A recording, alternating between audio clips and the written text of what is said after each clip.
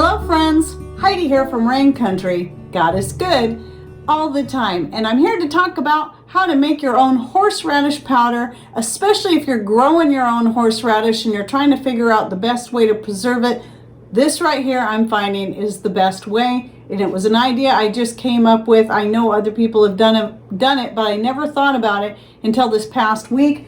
It finally occurred to me, why not dehydrate and powder up my horseradish for best long-term preservation, as well as the quickest, easiest way to use it in small amounts. But this can also apply if you buy your horseradish fresh from the store. Thankfully, I have several horseradish plants and I have a lot out there. And anyone who grows horseradish, you'll find that it grows easily, quickly, it can spread. And for most people, it should do quite well. You leave any little tiny chunk of root in the ground and it'll grow a new plant. When I would harvest it, I was just taking bigger roots that were coming off the taproot while leaving the taproot in place. But this time, I pretty much dug up one of my whole plants, but knowing there was a big chunk of root that stayed in the ground, so I'm not worried about getting a new plant coming back in the spring. Even if I didn't, I have other plants. And one of the reasons that dehydrating didn't occur to me right away was I had assumed, until I actually decided to try it, that horseradish would be difficult to powder up once dry. I assumed it would dehydrate very, very hard and then be real hard to powder up. I did a quick research and found that people do indeed dehydrate horseradish, and it is super easy to do. The hardest part is if you do what I did and dig up the whole taproot, you're going to end up with a lot of knobby, hard pieces and you want to peel off that outer tough layer, which is often called the wood of the horseradish, because especially on your taproot, it can be very tough.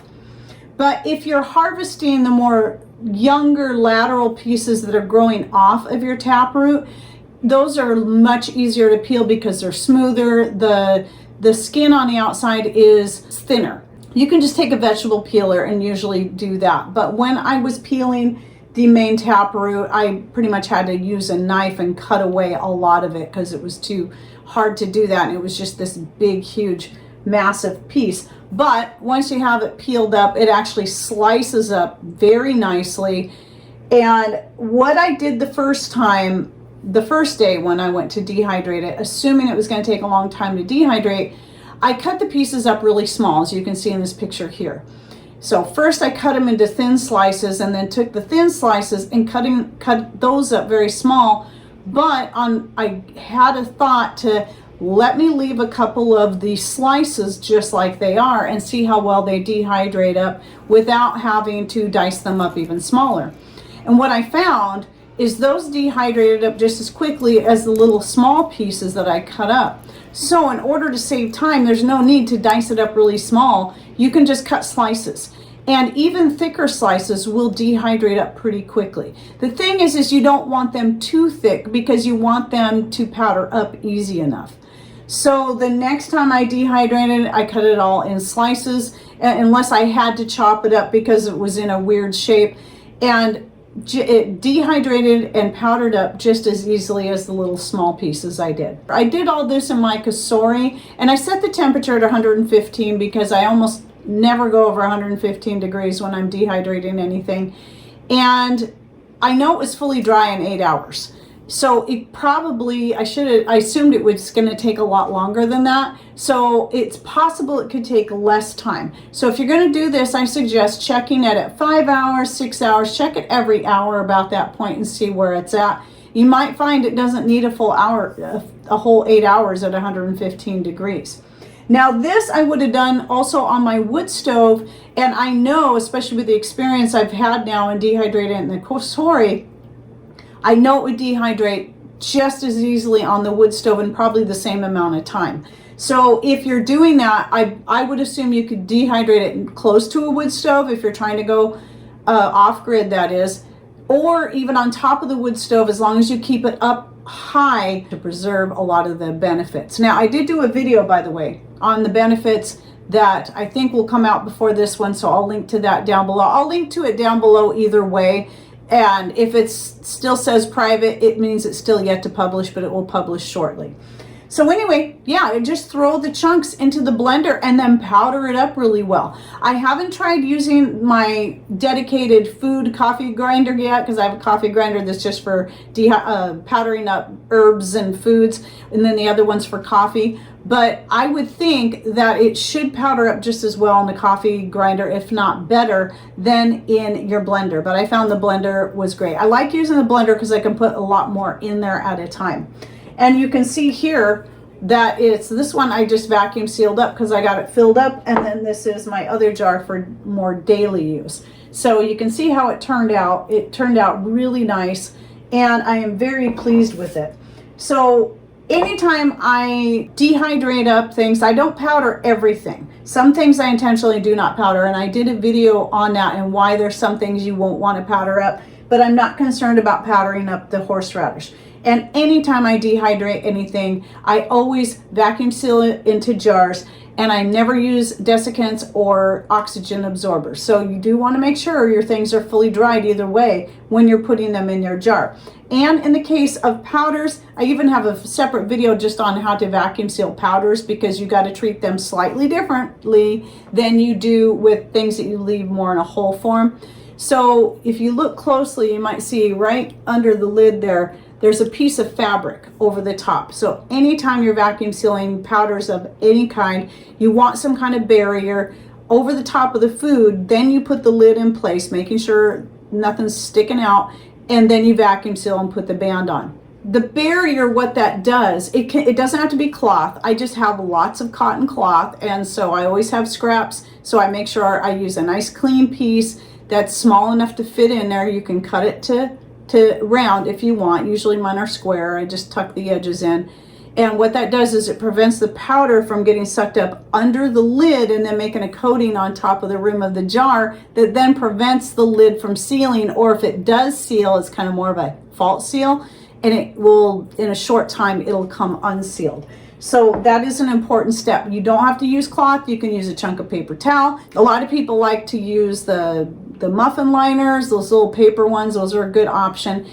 Anything that will create a barrier that will prevent that powder from getting sucked up from underneath. And if you'd like more information about vacuum sealing, I'll put a few videos down below. I usually show it in most of my videos, but I try not to do it every single video where I'm doing dried goods because it can get a little old, but I'll put a little clip here showing me vacuum sealing something, I don't remember what it was, into a jar using the brake bleeder pump and a food saver top. But there's several different ways you can vacuum seal.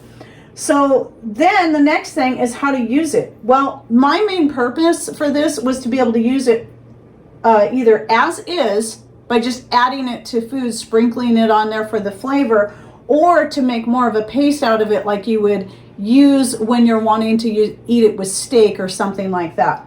So your paste is usually just going to be horseradish. So if you're making it from fresh horseradish, you're just processing up fresh horseradish. You may still have to add water to it to get it liquid enough so you can blend it. But in this case, you already got it ready to go. All you got to do is add water, and it's super, super easy.